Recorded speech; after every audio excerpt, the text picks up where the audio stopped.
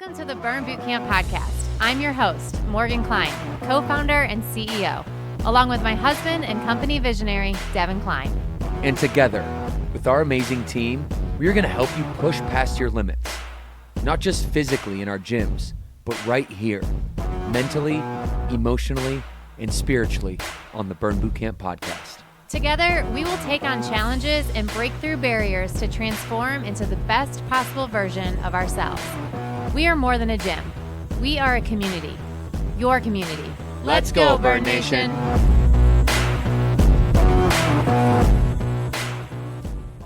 Burn Nation, what is up, my friends, and welcome back to the Burn Bootcamp podcast. It is me and my special bro, Caleb, today. What's up, What's Caleb? What's going on, everybody? How's it going, Burn Nation? I'm gonna let Caleb give himself a little intro. He wants to tell you guys who he is, why he's here today on the podcast, but I will brag about him for a moment here. Caleb has been on our team as a content creator, videographer now for what's Caleb? It's been maybe year and a half. Started almost 2 years. 23. And it is December 20th on air date today, and you guys have seen a video circulating in Burn Nation for our newest brand campaign, the Commit to Fit campaign. And if we want to cut to Caleb real quick, this is the man that produced the video. What's going on, everybody? How's it going, Burn Nation? Give a quick little history, Caleb, maybe like a 2-minute history. Tell Burn Nation about yourself and how you ended up getting to Burn and what you love about being here, why you're on the podcast, all the things. Take the mic. Yeah, man. for sure. Caleb Williams. I started here about a year and a half ago. I actually went to school and did engineering, and then I was like, I love video production and storytelling and editing and all those things. So I found myself here at Burn summer 2023, and just been creating some awesome content for the brand and for Burn Nation. And then, like you said, most recently we had that commercial launch, which I'm incredibly pumped about, with Missy, and that was a ton of fun to create and produce and do all aspects of it, from pre-pro, shooting it with her. She was awesome, so fun to work with, and then editing it and making the final product. Well, we appreciate your work and your talent in that regard, but you are a multi-talented person, not only like engineer. Like how do you go from engineer to videography? I also saw you on the basketball court too. Oh yeah, dominating there. So a man of many talents. I'm excited to have you on the podcast today. I always love your energy. We've got some articles to talk about today. The FDA may finally ban artificial red dye from products, NBC News says. So we're going to cover that trending topic. We talk a lot about nutrition here on the podcast, obviously, because our goal is to make you the healthiest and happiest version of yourself you can possibly be, to make your life more amazing and more wonderful. And so, these red dyes, we're going to really talk about them, all right? What are they? Why are they in our food? FDA's ears are perked up. Article number 2, what happens to your body when you drink a glass of wine every night? We have all seen the articles where the journalists are trying to get you to click on the article, and it will say something along the lines of, a glass of red wine a day keeps the doctor away, right? You might have seen eggs demonized in the past via some articles, some journalists out there. And we're going to talk about that. It's a very interesting topic. Drink a glass of wine every night. What happens to your body? I'm excited. And the last one, the third storyline, is setting up New Year's resolutions for success. It is December 20th. We're getting ready to have Christmas. My son's birthday is tomorrow. He has birthday and then Christmas back to back. And our family is certainly getting ready for New Year's and the success. No matter, we'll talk about this, but no matter, how old I get, there's always a fresh, there's always an opportunity at the new year. You hear people, especially in our industry, kind of sort of demonize the new year. Like, oh, don't set a New Year's resolution, because then you're just going to you're doing that every year and you keep breaking promises to yourself. But what about those who don't? What about those who use this as an opportunity to, hey, okay, new year, new me. What's the theme for me this year? My theme, Caleb, I want to hear your theme in a moment. My theme for this year is reinvention. Reinvention. I want to show up as the elevated version of myself. In Maslow's hierarchy of needs, it starts with security and shelter, but it ends with self-actualization being the highest form of human need. Self-actualization is reinvention. It's this constant awareness of who you are and who you can become, and awareness of the gaps in your character and your performance of where you are to where you want to be. And so that's what reinvention means to me. What's your theme, Caleb, for 2024 as we're getting or 2025 rather, as we're getting into the podcast for today? Yeah, 2025. Hoping for a great year. I haven't meditated much on it, but for me, it's big time just being decisiveness and growth. And I know that's kind of vague to say, but I want to feel confident in myself and taking the reins of my own life. I'm not 100% sure what that's going to look like. I have, 10 days to decide that until the turn of the new year. But I just want to continue to grow and progress in my professional life, in my personal life, relationships, and then just showing up and not making it all about me. Like, I want to grow, but I also want to turn that lens around and love on the ones that are close to me. I have 3 siblings I'm real close to. Want to be able to support them, undergird them as much as possible, and then just consistency in fitness, consistency in all things, just showing up, having some routine.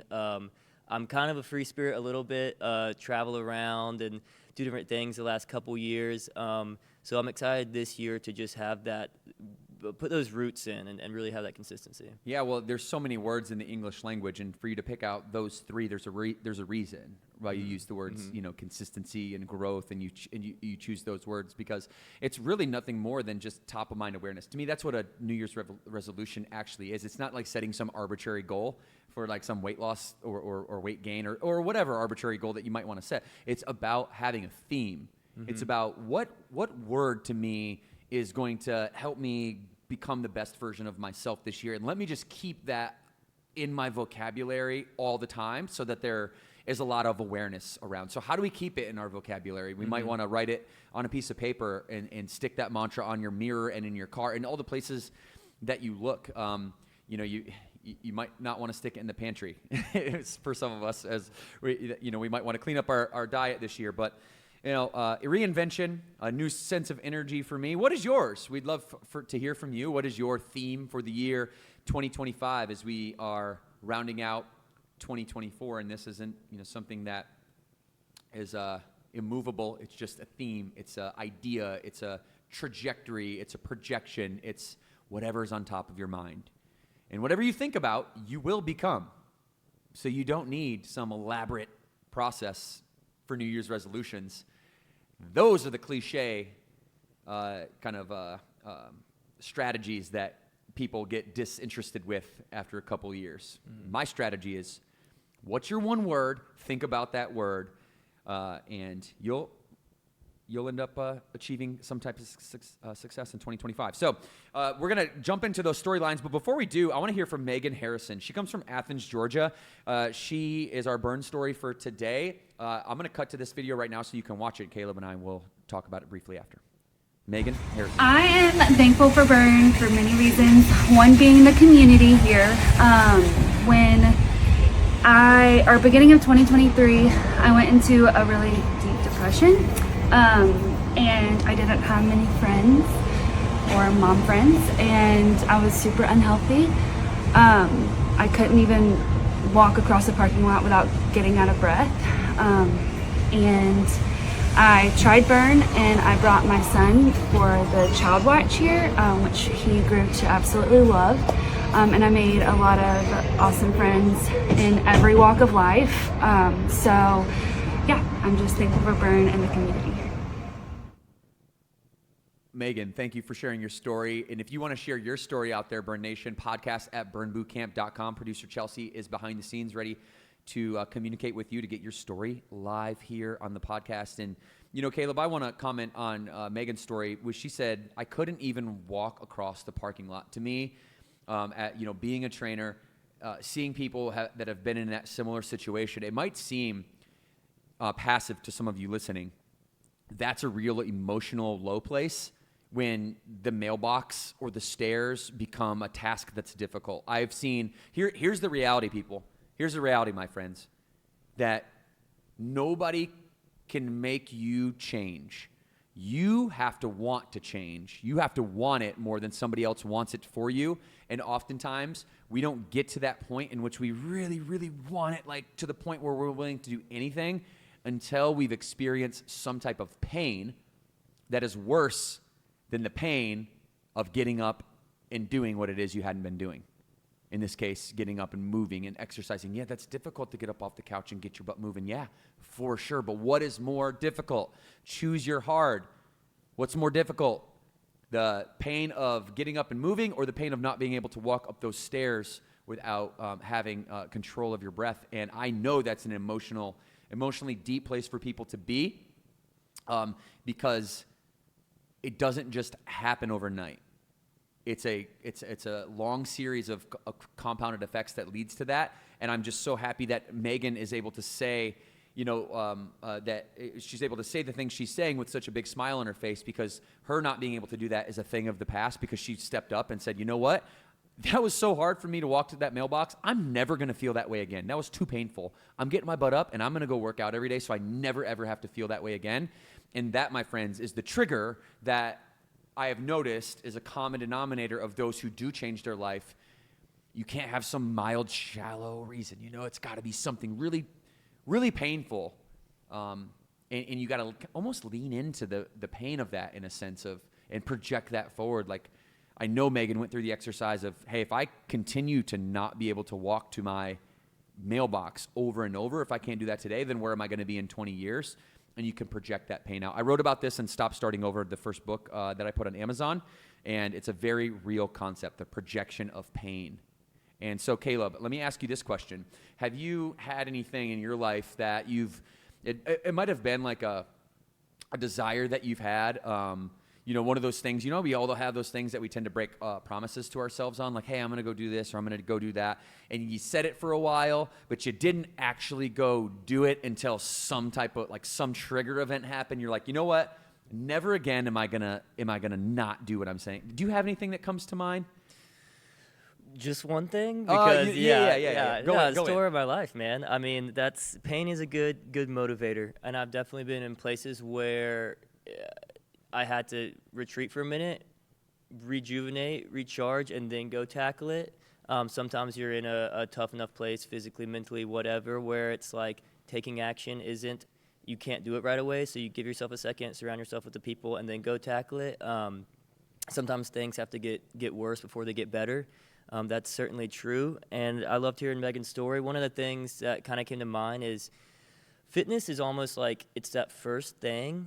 It's almost a low-hanging fruit, and you tackle that, and it's hard. Don't get me wrong, it's very hard, but it's one of the things that's like compounding returns, because when you get your fitness in place, you feel a little better. You find yourself eating better, sleeping better, and then you find yourself, maybe you're journaling, maybe you're performing better at work and stuff. So it's almost like, I think the word is literally compounding returns, essentially, and it's a domino effect. So I love hearing that, and I bet she would say that like a lot of areas in her life have improved since she's improved the fitness area, and the world just really opens up for you when you feel good in your physical body.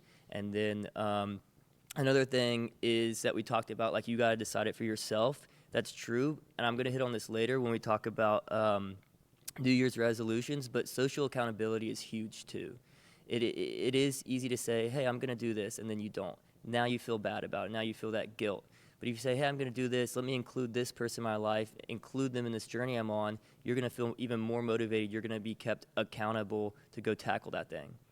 Yeah, no, I mean, that was beautifully said. And, I hope that out there as you're listening to this, you can take this idea of reinvention, this idea that Megan brings forward of this little pain that she had that wasn't maybe insignificant to others, but huge to her and very consequential to her. And she took that and she used that, and now she's at Burn and has a group of friends that she's doing this with, and now she's part of a community that does things like this.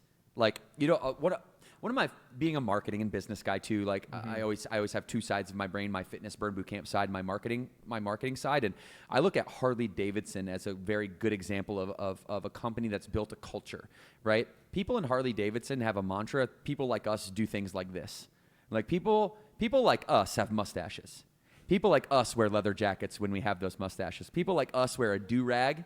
And if you really want to be like us, wear no sleeves. But you can do all of that stuff and not be like us if you're not on a Harley Davidson, because the Harley Davidson is the thing that that really makes the brand. It makes people like us do things like this.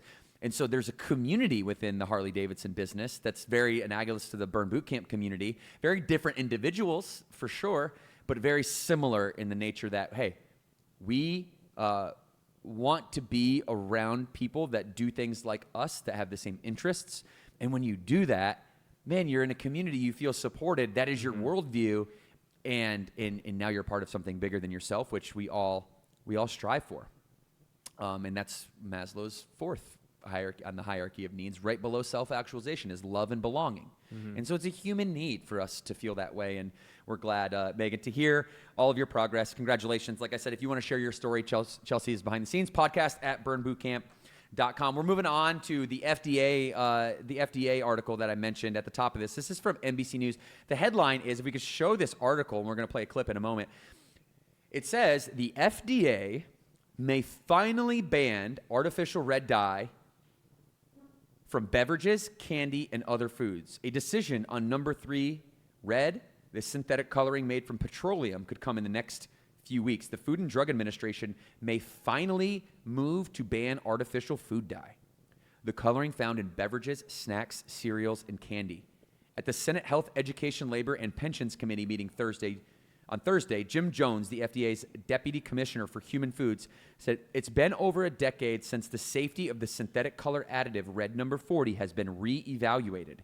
With red number 3, we have a petition in front of us to revoke the authorization board. And we're hopeful that in the next few weeks we'll be acting on that petition, he said. The article goes down further to comment that says the following. Some of the dyes allowed in the U.S. are either banned or require a warning label in other countries. The European Union requires a warning label on products that contain 3 artificial food dyes approved in the U.S. Yellow number 5, also known as tartrazine. Red number 40, also called E129 or Allura Red AC. And yellow number 6, called Sunset Yellow or E110. So, y'all, if you flip to the back of your label, all right, and you see, let me just take out the burn. Obviously, our bars don't have red artificial dyes in them. But if I took a cookies and cream Burn Boot Camp bar and I looked at the ingredient profile on the back of the bar, okay, that you see right here, this is what the FDA, right here, this is what the FDA is concerned with. These colors, yellow 5, red 40, and yellow 6, are on the table right now at the FDA to be reevaluated. They haven't been reevaluated in 40 years. Other countries require the food to be tested and proved to be safe, while America and the FDA require food not to be dangerous. Big difference. Big difference to authenticate safety versus to insinuate safety. There's a big difference there. Okay, so I'm glad that this is on the table. NBC News, thank you for reporting on this, keeping us informed about what's going on in the FDA. I like to follow this closely. I do not like to get into politics because both sides of the house go to Burn Boot Camp, and I love all human beings. And so I won't go into the political stuff that's associated with this, but I'm talking about this from a health perspective, right? Mm-hmm. I want these dyes examined. I want them examined, scrutinized, and I want there to be third-party, peer-revised, non-biased, independent studies that come out that actually talk about the safety of our food ingredients and these chemicals that are in our food, rather than is it not dangerous. And so, I'm excited for it. Definitely, when I look at any food label, that's the first thing that I do is I go to the back and I'm looking for artificial dyes, I'm looking for artificial sugars, mm-hmm. and I'm looking for preservatives like TBHQs and things like that, which obviously we're not using any of that in our stuff. But most food that you pick up, you're going to find at least one of those 3 things on it. And my advice, because I don't want to eat words later, is I would run from that, because there's options that don't have those types of ingredients that are scrutinized in them.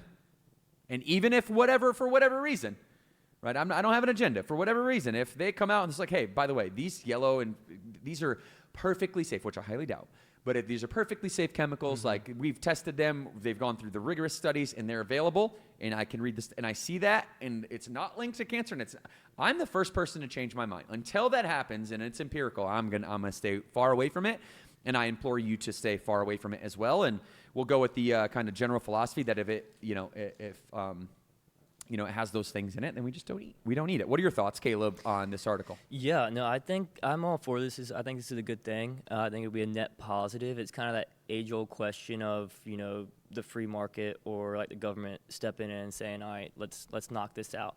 And generally, I lean towards more of letting the free market do its thing. But in things like this, that it's a health and safety, then like, yeah, if we need to knock this off, we need to get rid of these dyes that could be potentially really messing up people's health. We need to do it. And also, like you said, DK, like looking at the labels, I really don't want to. I'm trying to cut things like. I don't have the mental capacity to everything I eat to like go study the label. I want to feel good that like are the people producing these products that it's going to be mostly good for me. There's not going to be anything that's going to, could be carcinogen or whatnot. Do you feel confident that? Do you believe now, or currently not so much? I mean, I think we have definitely have a health issue in the U.S. It's multifaceted, right? A lot of it's a mental thing. But a lot of it is just allowing foods that are detrimental to your health to float around and be just consumed at massive, massive levels. So just to kind of wrap that up, I think this is a great thing, net positive. We have a clip from this article, and I want to roll this clip, and we'll make maybe a couple more comments before we move on to the next article. Go ahead and roll clip.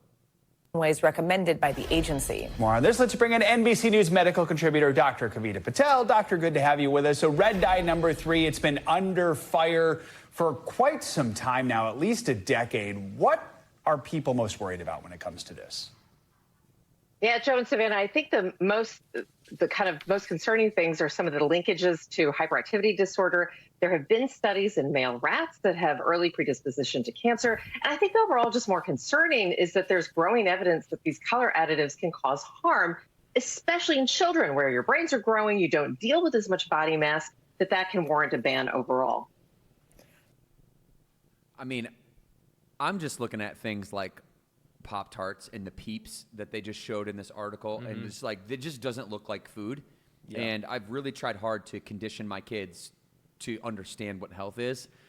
I will say that they probably consume some of these red, yellow dyes for sure, but it's very, very limited. And I really look at food, and if it doesn't look like food, I'm like, we don't think we should eat that, guys. It doesn't even look. How does food, like those cakes? You know those cakes on like Cake Wars? They'll make cakes and they'll look like an NFL football stadium, like down to the detail. Yeah, I'm like, that's not food, dude. It's not food. I went out to the apple orchard yesterday, and I was picking apples off trees. That's food, right? Like this, you just recreated the Tampa Bay Buccaneers stadium. Yeah, right. Like with a cake, I'm supposed to eat this thing. I'm a little hesitant around that. So if it comes from the outside of the grocery store, if it comes from, there's a level of processed foods I think that we're all gonna eat. Like realistically, not all of us. Maybe the 1% of the 1% of the 1%. Like I'm never gonna eat any of those things. But like for me, yeah, afterburn bars are processed. They're minimally processed, but they're processed. We get the protein into the form, which is dehydrated to the point where we can put it into a bar, right? And these, for me, save my life. And I don't have any artificial dyes in them or preservatives or colors or sugars. And so minimally processed to me is I'm still above the line on that minimally processed thing. So it's like 85% whole foods that come from the earth, and then 15% like convenience food that's just good. It's not fast food, but it's the replacement for fast food. I can take it with me, and it's a better alternative. Yeah, convenience is a good word there, because if we could all have the time to have our own garden, our own livestock, and all natural everything, we would. But in the lives that we want to live, we need some amount of convenience. I think that 85-15 is a pretty good ratio you got going on there, DK. But also with the dyes, it's not, from my understanding, it's not adding anything of value. It's just the color. It's just trying to sell the product. It's not a necessary evil for it to be preserved and whatnot. So I think we don't need them. Yeah. It definitely is just for show. Yeah. Right. Yeah, because I'm not sure if this is true or not, but you saw the Canadian Fruit Loops look much different than the U.S. Fruit Loops because Canada doesn't allow some of the dyes in artificial food coloring in Canada. That might be true. Fact check me on that. I don't know. I just saw that meme on social media somewhere. Yeah, but that's true. If you get like organic goods, you'll see that they're not as bright, and like strawberries or even the apples you were referring to, they like look a little different because they don't have all that GMO and dyes in them and stuff. Yep, for sure. So there's I'm not going to sit here and be one of those people that says, hey, you should never eat any of those things ever. And here's why, like artificial dyes ever. Here's why. I was gung-ho on like diving into plastics and I came across this study and it showed basically that no matter where you turn, plastics are in the air, they're in the air we breathe, they're in the food that we eat, they're in the water that we consume. So to have this mindset to completely eliminate everything that's bad for you, I think is going to leave you just really, really frustrated. I think the word is the vast majority, or do everything that I can within my control, because the human body is very resilient. Now, it's not resilient enough to just feed ourselves garbage all day, every day for 40 years. That's how cancer is produced in a lot of non-genetic cases, is that just compounding of taxing of the system over and over and over. If we're going to breathe plastics, there's no way that you can rid your entire life of them. So I'd like to just set realistic goals and say, hey, you should know, I know we're switching from dyes to plastics, but you should know that there's controllables for you.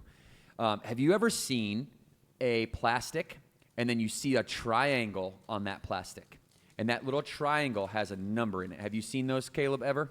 Yeah, in reference to like the recycling stuff. Okay, so all plastics were not created equal. There's a number 1 plastic on this bottle. Okay, BPA, I believe, is like number 7 or something like that. So you can actually, what is that called? It's the triangle. Can you Google that for me? What's the triangle system? It's called something or other. Triangle system for plastics. Try to Google that. Triangle system for plastics. See what comes up. Oh, it's called the Resin Identification Code, the RIC. And the Resin Identification Code, or the RIC, has number 1, which is polyethylene terephthalate. Number 2, which is high density polyethylene. Number 3, which is polyvinyl chloride. Number 4, which is low density polyethylene. Number 5, if you guys want to look at the screen, I got a picture of this as I'm going over it here. Number 5 is polypropylene. Number 6 is polystyrene. Sounds similar to styrofoam, doesn't it? And number 7 is all others, which includes harmful chemicals like the BPA. So, plastic in general is obviously not supposed to be absorbed by the human body. We get that. Now, how inevitable is it is the next question that I don't know. But based on what I can find, is that science is finding microplastics in literally everything. So what we can do is know the resin identification codes, know which ones are less likely to contaminate food than others.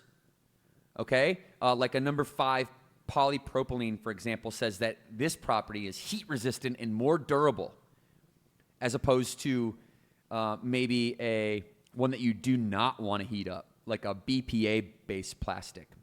And these studies are showing hundreds of thousands of parts or millions of parts released, especially on heating. Okay, so heat and plastic don't necessarily mix well together. And I'm going to continue to learn more about this so I can bring you insights. But my first insight for everybody is do your best to control what you can control. You can control not consuming added dyes. I would say 85% of your diet doesn't have dyes in it. You're good to go. The body's pretty resilient. You know, this isn't scientifically stated. I'm just trying to give you a way to move through life so you don't go crazy trying to avoid everything that you absolutely can't avoid because it's so culturally relevant. Second thing, plastics. Just look for the resin identification codes. No, if you bring that picture back up for me, guys, just go find. I mean, you can just Google this, go to ChatGPT. You can just see the chart. Hey, you guys, can you bring that picture back up for me? Okay. We'll get our eyeballs on this one more time, and you can just see these triangles, and you could start to just really have an association to the resin identification codes and start to educate yourself. I think education is the best thing you can do. Caleb, I know you said you're not turning over looking at, every single label. You don't have the time, effort, intensity, or energy to do that. But this makes it really easy just to say, okay, good, or I think it's not good or bad. It's bad and less bad. Yeah. Yeah. The lesser of the two evils. Yes. And I guess the higher number, does that equate to like more bad, or is it just a different kind? No, it doesn't have any. It is just a numbering system. Yep. So we can actually have a conversation about what categories are better than others. I don't know if you guys can find anything that is that alludes to that, but let's just talk about maybe one of them. Which one you want to go with? I'm gonna go to the most commonly used one because there's some bottles, like plastic bottles. Like you've got plastic everywhere around you. So these plastic bottles. This one's a number one, which is good. It's a number one. It's the best. It's the safest one based on studies. It's number one. It's number one. That's why it's number one. Should we get rid of plastic bottles? Yes. Could we? I don't know. I'm going to work on that, definitely. But cons is that as long as you don't heat this up, you're probably good to go. You probably don't just want to heat this one up. So should be recycled after one use, it says too. Things like that. So we don't have to go super deep into this today. I just wanted to give you guys an intro. I wanted to get the RIC, the resin identification code, and I just want to give you an intro that categories maybe 1, 2, and 5 are generally considered better in terms of safety, durability, and recyclability. 6 and 7 and 3 tend to be the worst ones. So 1, 2, and 5 on the RIC code. You're not fully safe, but it's the lesser of two evils, I would say. Fair enough? Fair enough. A lot of letters going on. There's Pete, HDPE, a lot to look at there. Well, we're here to educate on the Burn Bootcamp podcast, and hopefully you guys have a new category to go explore and learn a little bit about out there. That's our job, is to bring up conversations, to bring up perspectives, and then let you decide what is right for you and your family. Okay, we are going to shift to the second storyline. This one comes from Eating Well. Shout out to Eating Well. Maybe we can get an expert from Eating Well to be a contributor to the podcast, Chelsea, because we do a lot of Eating Well. I really like what they do over there. A lot of good nutrition content, especially. And so they had an article. If you guys want to pull this up, the headline is, "What happens to your body when you drink a glass of wine every night?" All right. Before we go to the article, which is, by the way, in the show notes as well, we actually have a clip of a podcaster named Andrew Huberman. Chelsea, if you have the Andrew Huberman clip, you could pull that up for us. Let's start, and let's hear what Huberman has to say in the Huberman Lab podcast. Is drinking good for me in any way? For instance, many people have probably heard that resveratrol is good for people and that red wine is enriched in resveratrol. I hate to break it to you, but the reality is that if indeed resveratrol is good for us, and there's some debate about this, some people say strongly yes, some people say no, other people say maybe, the amount of red wine that one would have to drink in order to get enough resveratrol, in order for it to be health promoting, is so outrageously high that it would surely induce other negative effects that would offset the positive effects of resveratrol. So I wish I could tell you different. Again, I'm not here to be the bearer of bad news, but the statement I just made was confirmed by Dr. David Sinclair when he was a guest on this podcast. It's confirmed by other researchers who work on resveratrol and related pathways. I wish I could tell you that red wine is... Okay, so clearly Andrew Huberman, for those of you that don't know Andrew Huberman, he has a Huberman Lad podcast. He's a professor at Stanford. He's a very smart guy. We're gonna pull more from his podcast into the Burn Bootcamp podcast, and hopefully we'll have him sitting here someday right where Caleb is. But he mentioned this word resveratrol. Caleb, are you familiar with what resveratrol is? I cannot say I am. No. Okay, so resveratrol is it's an ingredient in what's part of the chemical structure of the skin of the grape, and it's thought to be like the youth rejuvenation molecule, right? So the company Morgan I used to partner with called Shackley before Burn Nutrition got here. This was back in the day, dude, 2012, 13. Before my time. Before your time. Before we knew what we were doing in terms of standing up a nutrition business, we knew that our members needed a great, phenomenal, clean option. And I looked at all the supplement companies on the planet. Shackley was the one I found that was the cleanest, the purest, everything you need, nothing that you don't. So we partnered with them for a little bit of time. And Shackley was in their philosophy behind their supplements was the same philosophy that we took and then put behind the Burn Bootcamp products to make them clean, everything you need, nothing that you don't. Okay. Well, they have a product called resveratrol. It's called Vivix, and Vivix is a product that is highly touted in Shackley, and it's concentrated resveratrol into like gummies or like a little syrupy type mix. And although it's debated out there in the Shackley world, in that world, I mean, it's incredible to watch these 70, 80-year-old women who have been taking this stuff for 30, 40 years. Shackley's been around forever. Been taking it 30, 40, 50 years and seeing the youth and the energy in them. So just from my anecdote, like if I were to say his resveratrol, a product that is it actually works in practicality, from everything I've seen, I take it every day. So, science this, science that, debate this, debate that. Sure, I'm taking it. I take resveratrol every day. The amount of wine you need to drink to get the resveratrol that's concentrated in the gummy that I take every day to get my resveratrol is like you said, you're going to be like hammered 17 times over, right? So it is not, in the media constantly wants to position alcohol as something that's beneficial for you. And the truth of the matter, folks, is alcohol is this is no secret. It's a toxic substance. A primary type of alcohol found in these alcoholic beverages is ethanol. Okay? Why ethanol can be metabolized in the human body, it's a toxin that the liver, when it tries to eliminate ethanol. Do you follow me? Mm-hmm. The body doesn't want it, and the liver's trying to get this foreign thing, get this poison out of me. Does that mean I don't drink? No, I drink. I'm very much a balanced human being, and it's 85-15 for me, 90-10, that type of balance, where, one time a week, you have a couple glasses of wine, you're not going to be in trouble for that. But if you have a glass of wine every day, what that's doing to your body, for your liver to constantly have to process that ethanol, man, like you just go one carbon molecule away to methanol or isopropanol and you're dead. Yeah. That's how serious of a substance alcohol is. And so to say that alcohol has some health benefit in any context ever is wrong. And you can just swipe left on whatever article you're reading that says, drink a glass of wine a day, keep the doctor away. You know what I mean? Yeah. So I say that being a fan of alcohol in moderation. Mm-hmm. I do. So yeah, I mean, people don't want to hear it, but the thing about alcohol is that the cons far outweigh the pros. I mean, like you said, it has its place, but it is a net negative without a doubt. And like you said, the body does metabolize it into a literal poison, a toxin. And it's always been around culturally. I think it always will be.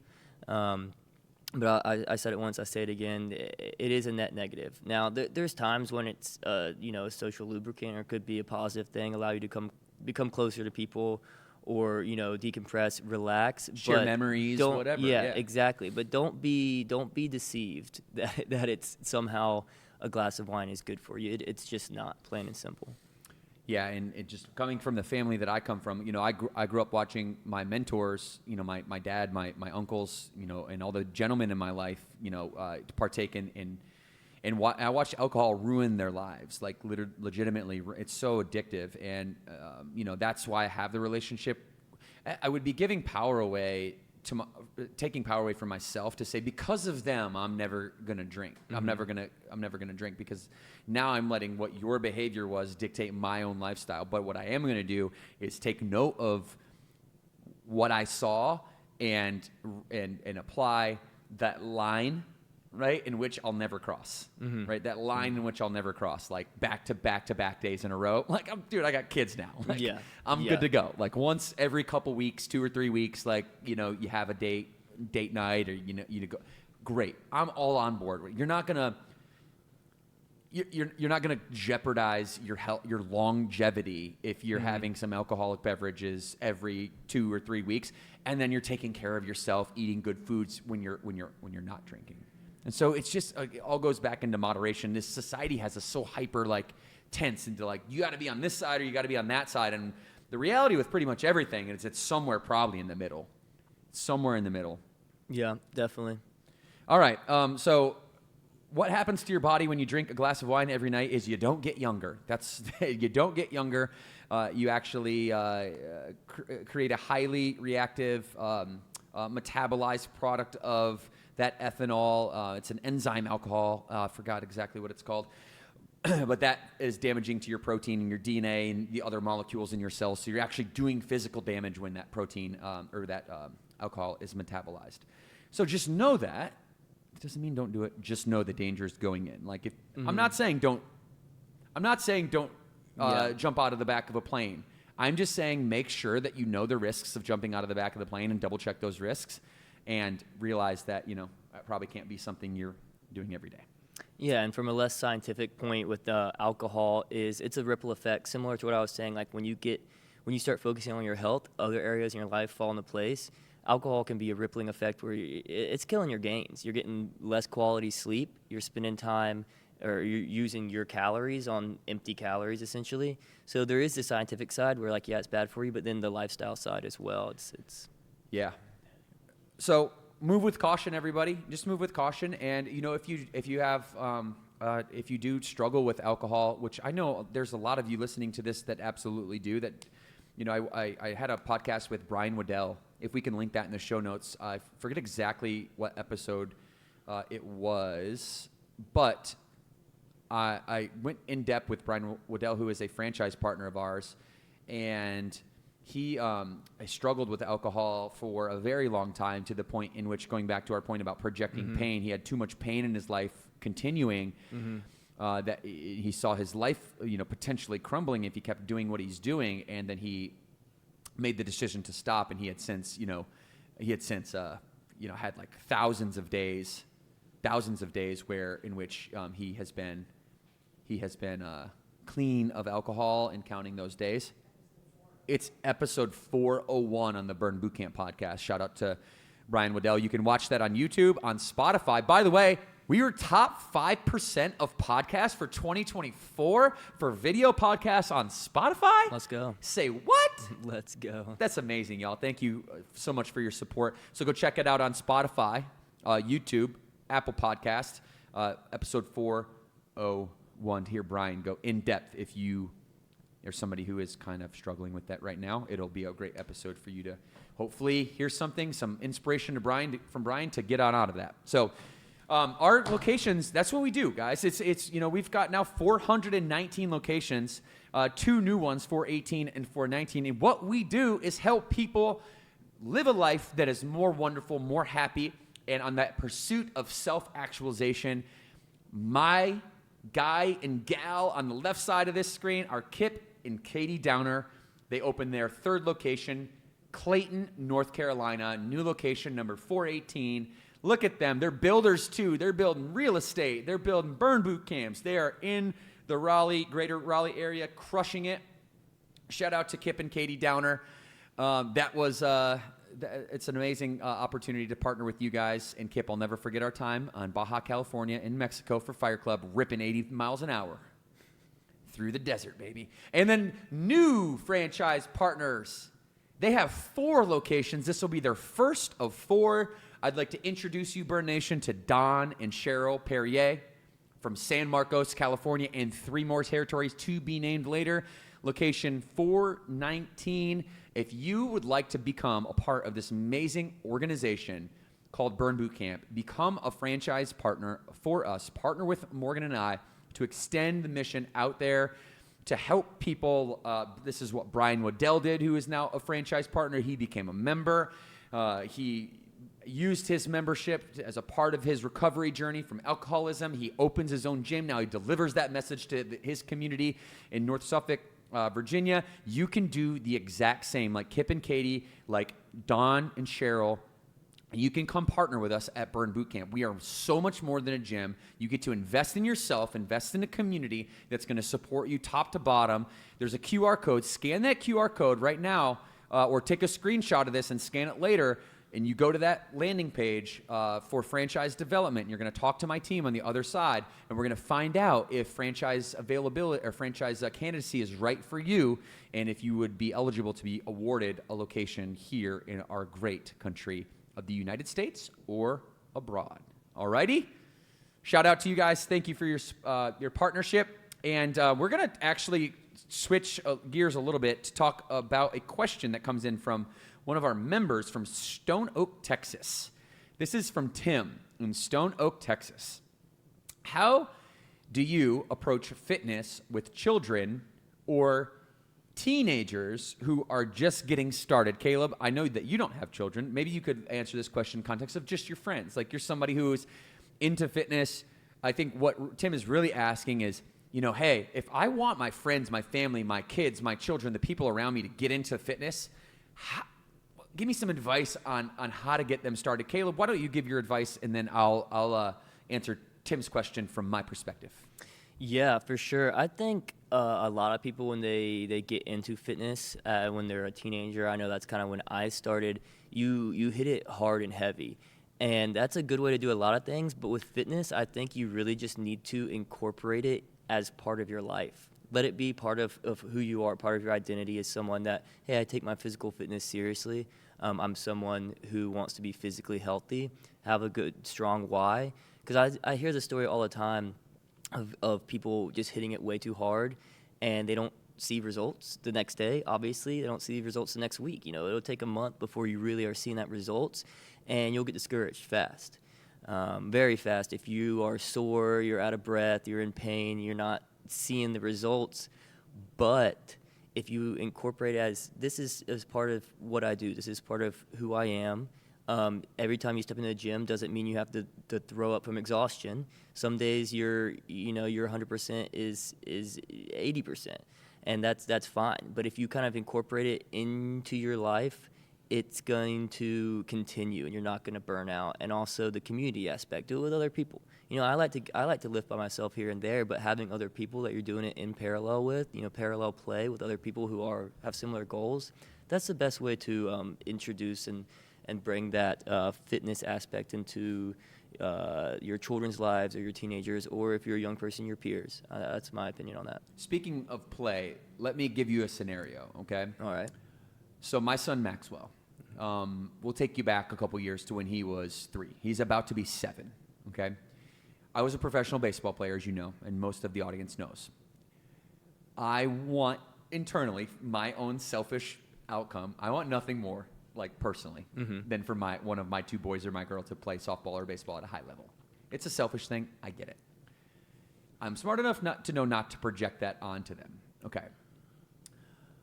Because here's what happens, right? Is when Maxwell's 3 and he's not quite interested in anything other than like what 3-year-olds are interested in, I'm now like, hey, Max, don't you want to play baseball? Don't you want to play? How come you don't want to play? Don't you want to play? I'm signing you up. You're going to sign up. You're going to play. You're going to love it. Daddy played. You're going to have so much fun. He's like, okay, Dad, whatever. Okay, I guess. Sign me up. Not really that into it, right? Doesn't even really know what I'm asking him at that point, right? Yeah. So I signed Max up for baseball. The very first practice that we get our gear on, we were on the Detroit Tigers team. We put his gear on, get all loaded up. We get in the car, and he breaks down crying. Dad, I don't want to go to baseball. You made me go to baseball. I don't want to go. You made me go. I want to stay home and play. I go play cars. And throws just an absolute tantrum. I'm sitting there like, I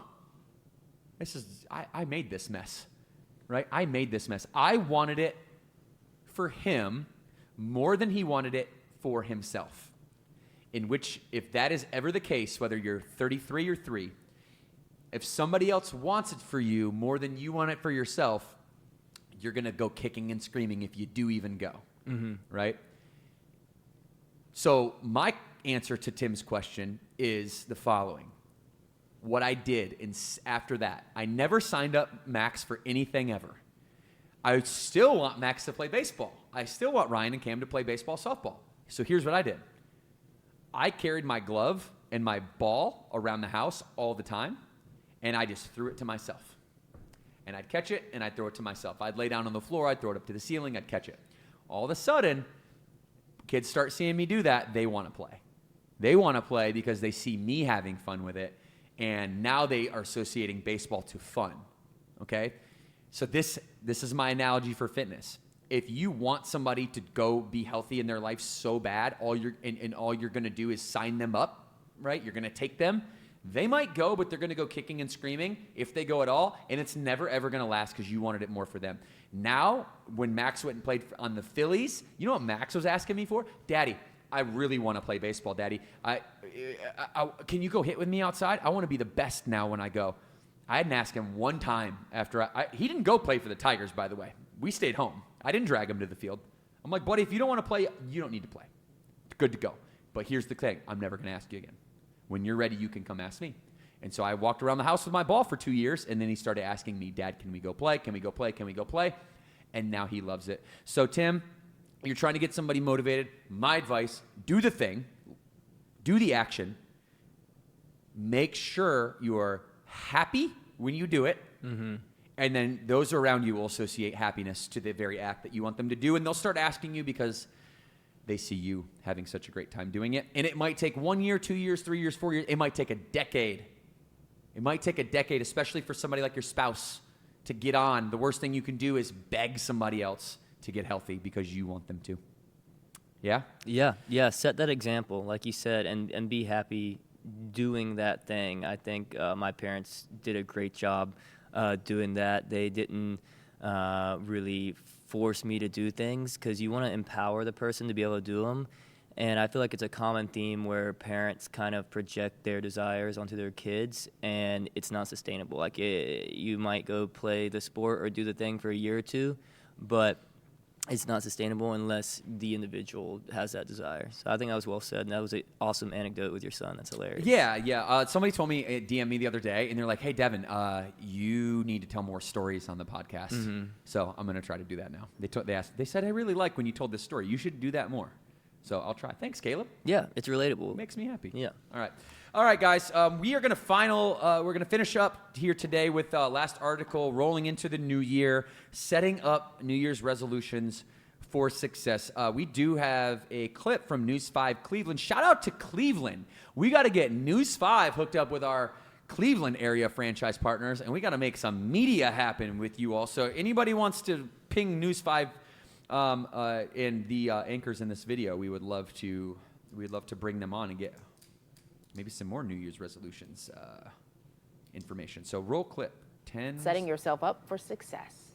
What's the best way for people to go about deciding, okay, these are the goals I want to have for myself in 2025? Take a few moments to reflect on the previous year. Get out a pen, a piece of paper. Research indicates that it is much more likely that you will complete your goals if you have them written down. Well, Dr. Susan Albers says it's important to choose realistic goals that are easy to track. For example, if you want to work out more, commit to exercising 30 minutes a day, 3 times a week. But you should also be willing to adjust if needed. One thing that we need to do is to not let ourselves get derailed. If you have a day that it doesn't work out, that's okay.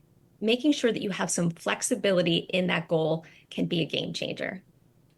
Well, Okay, so I appreciate this clip here, but what I will say is that this is that traditional kind of New Year's refocus, realignment, and it's very surface level the way that, and these news anchors, they get like a few minutes to talk about these things, so nothing against them, but like let's take what they said and let's go deeper as we work on it and as we work on 2025. And the key is reflection. That's what I heard from the clip. And so reflection is what is that? What does it mean to reflect? Okay, everybody. So if you guys are taking notes or you have a piece of pen and paper out, I got a few processes that I go through that you might want to either be inspired by or directly take a page from and use it for yourself. So my reflection, looking back on the last year, it always really happens in buckets. So I have a friend bucket. That's number one. I have the family bucket. I have the health bucket. I have the finances bucket. I have the work bucket. And my last bucket is the fun bucket. I have those 6 buckets. Each of those categories gets one question applied to it. It gets 2 questions applied to each one of these categories, okay? So with my friends and my family, it's 2 separate categories. Let's start with friends. Friends, what is working? Question mark. What is working in my friendships? Second question, what is not working in my friendships? As simple as that question is, what she said was write it down because it makes it more actionable. The reason why is because there's something inherent about human beings that writing things down makes it permanent. Mm-hmm. You are now held accountable. It is now exposed. It's the safest place where you can expose yourself. Because if it's just in the 4 walls of your brain, of your head, of your skull, and it's not on paper, then it's not exposed anywhere. My notebook is the best place for me to expose myself to myself, right? So this is a place where we want to get vulnerable and say what's not working, what's working in these 6 areas of life, okay? That's step 1. That is awareness, okay? Awareness then needs to be followed by intention, okay? My intention. What aspirations do I have that I haven't reached? This might require you to have some type of list of goals. Raise your hand right now if you have a list of goals. If I said, hey, Caleb, hey, at home, I want you to pull up your list of goals and I want you to read them to me verbatim off the piece of paper that you wrote them on. And I want you to do that right now. Raise your hand if you have a set of goals on a piece of paper that you could read off to me right now. Go ahead and raise your hand and do that, okay? Usually, when I ask that question to big audiences, the answer is no in 98+% of the cases. A few people out of 100 or a few people out of 1,000 will raise their hands and say, hey, I do that. So what that tells me is that's a big enough sample size, a statistically significant based on my experience in world travel to say, I know that people, generally speaking, don't write down their goals. They have it in their head. You got to expose that and get it on a piece of paper. So what's working, what's not working? And if I could have everything that I wanted with no limitations or consequences, in reality, what might that look like? And that's a good question for you to pose and start to get some goals on paper. So I keep 10 goals.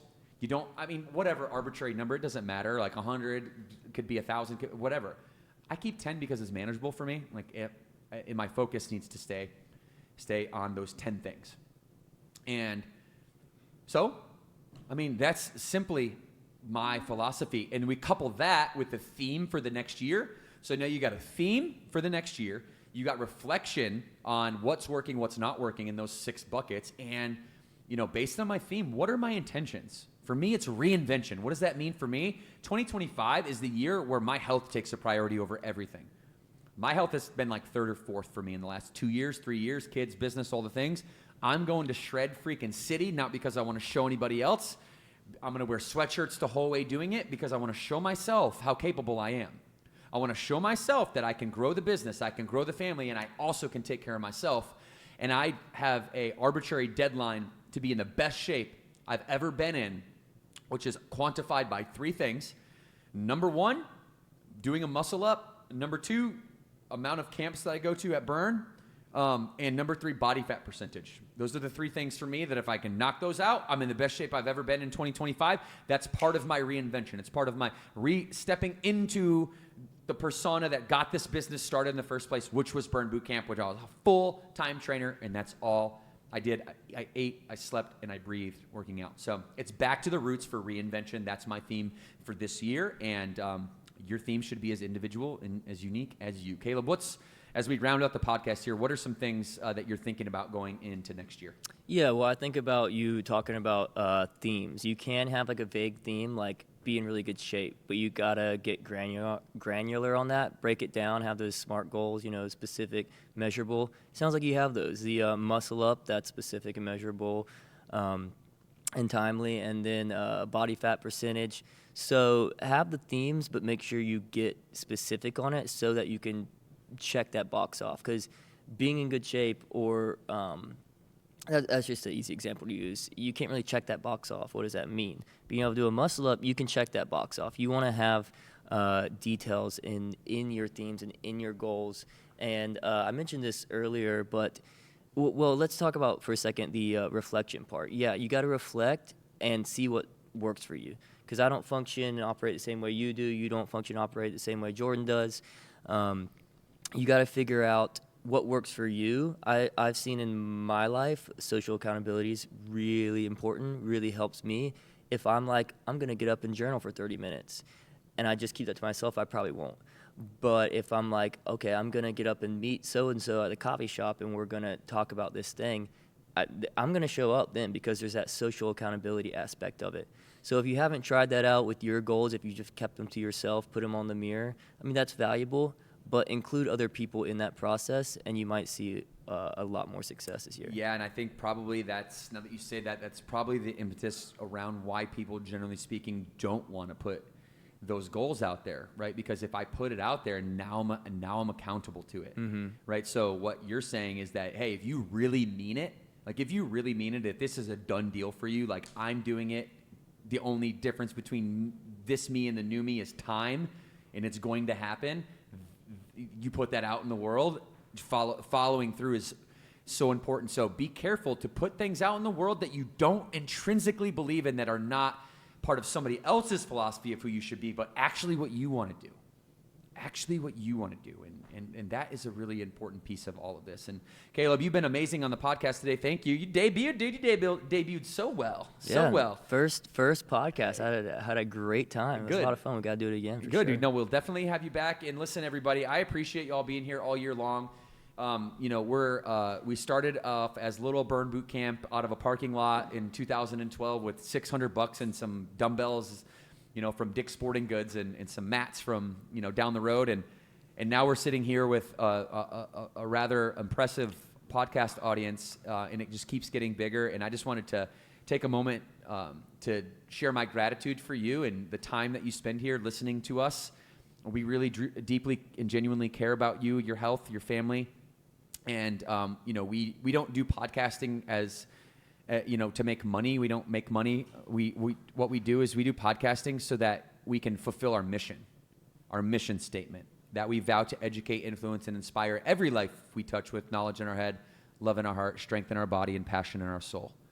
And there's no other thing that I'd rather be doing than to be here with you late December, getting us ready, mentally prepared for a 2025 where you're absolutely going to crush it. Should you set your intention, reflect on the past, and get prepared? What is your intention for 2025? Let's get that dialed in now, and let's take it day by day, but know where each step is leading us should we take one forward. Thanks, Caleb, for being here. To the production team, Jordan, thank you, Chelsea, Isaiah, everybody that helps make this thing come alive. Our podcast host, Bryce Morrow, the ultimate/average burn bro. Morgan Klein, the CEO, Trisha Pena, our VP of Marketing, everything that's gone into this over this year since we launched the podcast. I am just so grateful for it all, and we're going to do it bigger and better and bring you more value. So keep tuning in. Share this with your friends. Merry Christmas. Happy holidays. We love you guys. 2 claps on 2. 1, 2.